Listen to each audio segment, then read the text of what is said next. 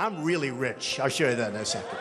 Donald Trump made nearly $1.5 billion from cryptocurrency-related business dealings last year alone. Donald Trump built his image as a successful businessman who knows how to make money.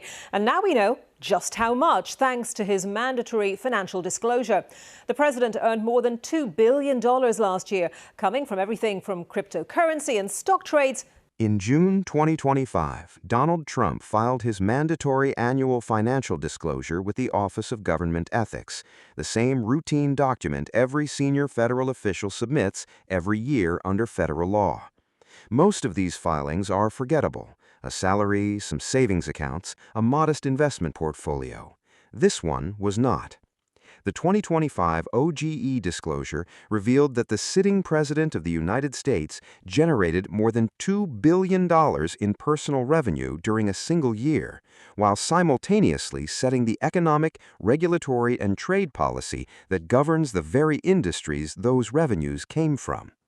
To put that in context, the entire traditional Trump business empire, Mar-a-Lago, the Scottish golf courses, the hotels, the towers, the global hospitality network, brought in around $300 million last year. Impressive by any standard. It represents roughly 15% of his total 2025 income. The other 85% came from somewhere else entirely. This video breaks down exactly where that money came from, why every single source is legally and ethically contested, and what it means that a sitting American president is now operating what is, by any financial measure, one of the most aggressive personal revenue machines in the history of the office. Start with what most people think of when they think of Trump's wealth.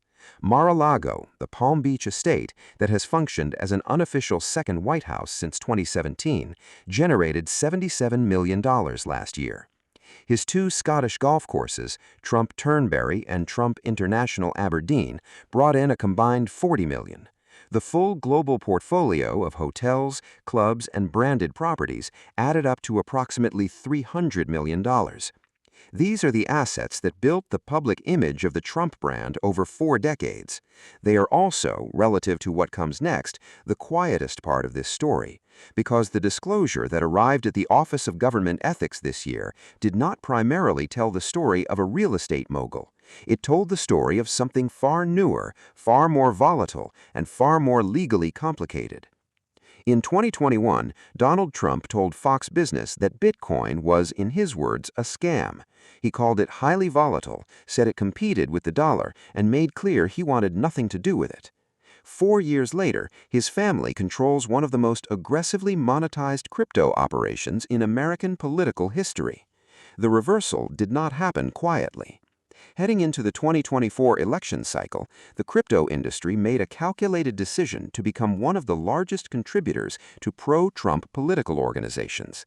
The sector had spent years being regulated aggressively under the previous administration, and it wanted a different relationship with Washington. It got one. By Inauguration Day 2025, the White House was publicly positioning the United States as the world's premier cryptocurrency hub, and the financial returns for the Trump family, as detailed in the OGE filing, were immediate and enormous. Total crypto-related revenue in the 2025 disclosure, $1.5 billion, representing 75% of the president's entire non-real estate income. That revenue breaks into 2 distinct streams.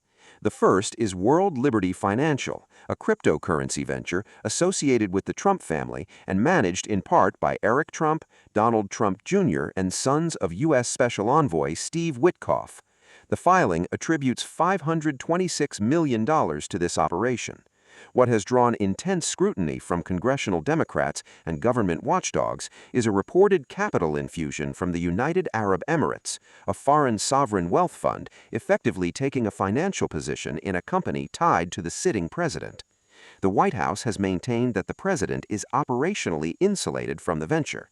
Critics argue that the structural entanglement makes that claim difficult to verify. The second stream is more straightforward in its mechanics, if not in its ethics. Trump licensed his name to an official memecoin, a category of cryptocurrency with no underlying utility, explicitly speculative in nature. The coin launched at over $27. It subsequently fell 95%, bottoming near $1.70. Retail investors who bought at launch absorbed that collapse. Trump's licensing structure paid him upfront royalties regardless of performance. The OGE filing records $635 million from that arrangement. Set the crypto revenue aside for a moment, because the second major revelation in this disclosure involves the stock market and raises a set of questions that legal scholars, ethics watchdogs, and both Republican and Democratic members of Congress have not been able to resolve. The 2025 OGE filing documents 21,000 individual stock trades executed under the president's name over the course of the year. That is an average of 80 trades per trading day. Previous reports had detailed approximately 800 weekly trades. The full annual disclosure revealed a volume nearly 25 times that figure suggested. The portfolio was concentrated in the largest and most policy-sensitive technology companies in the world: Microsoft, Meta, Apple, Intel, and Google.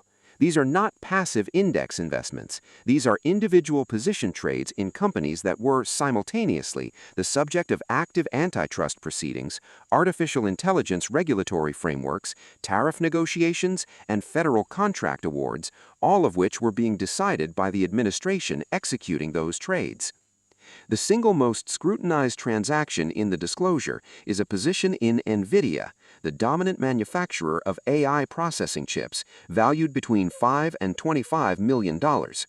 It was executed on August 18, 2025. On that date, the administration was actively engaged in internal deliberations over federal AI investment policy and semiconductor export restrictions, the very regulatory environment that determines Nvidia's market position. The White House response has been consistent. The president's portfolio is managed through a blind trust, and critics are weaponizing legal, routine financial activity for political purposes.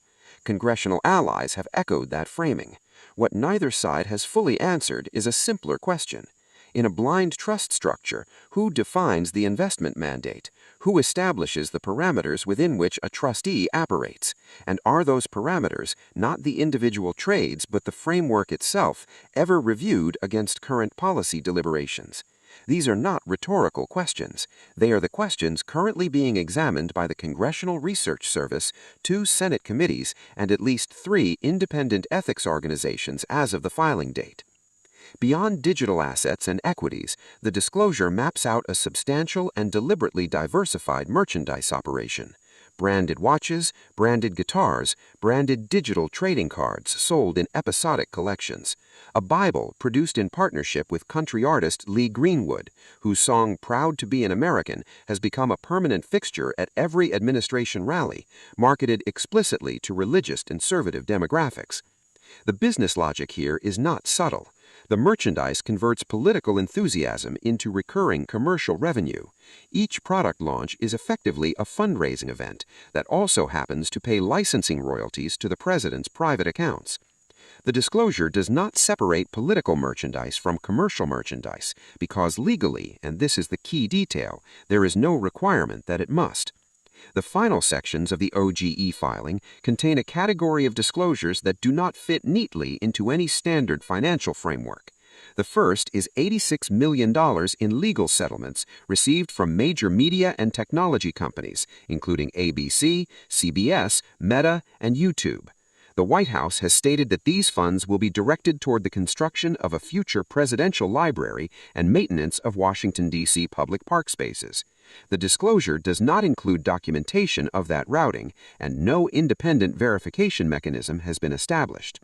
What the disclosure does confirm is that $86 million in litigation proceeds flowed to the president from corporations that are simultaneously subject to federal broadcast regulation, antitrust oversight, and content moderation policy discussions. The second category is gifts, over $350,000 in total value, received from foreign dignitaries and domestic business figures. Premium tickets to UFC events and FIFA World Cup matches, luxury goods, access experiences, and then there is one item that sits apart from everything else in the filing: a solid gold statue valued at $250,000 depicting the moment on July 13, 2024, when Donald Trump raised his fist above his head on the stage in Butler, Pennsylvania, seconds after surviving an assassination attempt. The statue was gifted by a prominent businessman and is formally logged in the OGE disclosure as a personal gift received by the sitting president. Whatever your political view of the man depicted, the existence of that object in a federal disclosure document